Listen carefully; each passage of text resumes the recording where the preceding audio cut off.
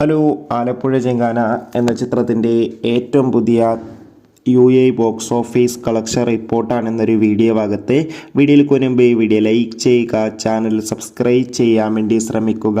നെസ്ലിൻ, ഗണപതി, ലുക്മാൻ എന്നൊക്കെ പ്രധാന കഥാപാത്രങ്ങളായി ഏപ്രിൽ 10 റിലീസിനെത്തിയ ചിത്രമായിരുന്നു ആലപ്പുഴ ചിങ്കാന.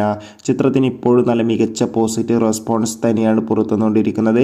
അതുകൊണ്ട് തന്നെ എല്ലാ സിനിമാ പ്രേമികളും ഒരേപോലെ ആലപ്പുഴ ചിങ്കാന എന്ന ചിത്രത്തിൻ്റെ കളക്ഷൻ റിപ്പോർട്ടൊക്കെ അറിയാൻ വേണ്ടി കാത്തിരിക്കുകയാണ്.